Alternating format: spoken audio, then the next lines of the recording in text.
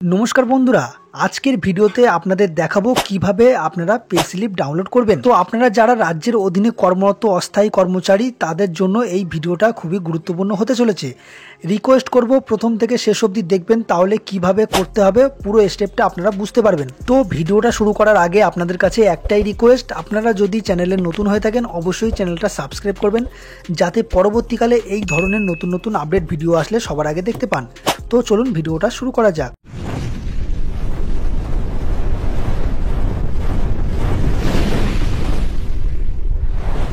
Pay slip download করার জন্য সবার প্রথম আপনারা প্লে স্টোর ওপেন করে এখানে সার্চ করবেন WBIFMS।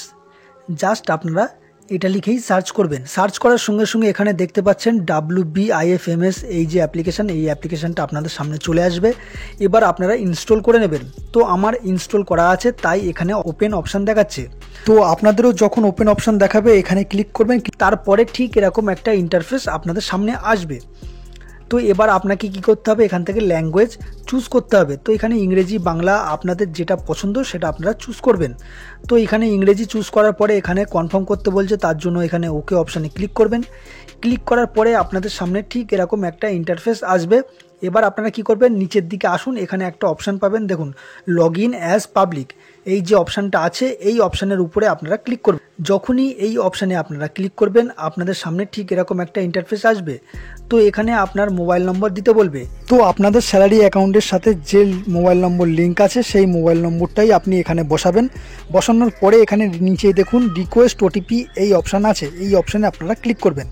যখনই রিকোয়েস্ট ওটিপি অপশানে ক্লিক করবেন আপনাদের মোবাইল নম্বরে ওটিপি পাঠানো হবে, সেই ওটিপিটা আপনি এখানে নিচে বসিয়ে দেবেন। বসিয়ে দেওয়ার পরে নিচে দেখুন ভেরিফাই অপশান আছে। তো এই ভেরিফাই অপশানে আপনাকে ক্লিক করতে হবে। যখনই এই ভেরিফাই অপশানে ক্লিক করবেন এটা কিন্তু ভেরিফাই হয়ে যাবে। ঠিক এরকম অপশান দেখাবে, নিচে ওকে যে অপশানটা আছে এখানে ক্লিক করবেন।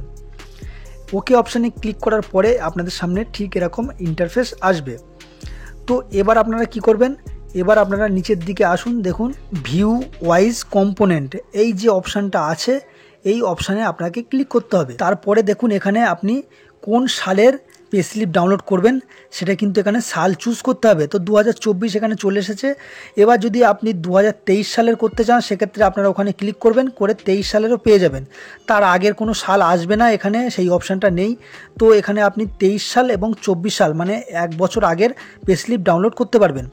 তারপরে নিচে দেখুন এমপ্লয়ি আইডি, অর্থাৎ আপনারা যে কাজ করেন, যেখানে কাজ করেন সেখানকার একটা এমপ্লয়মেন্ট আইডি আছে, যে আইডিতে আপনাদের অ্যাকাউন্টের টাকাটা ঢোকে।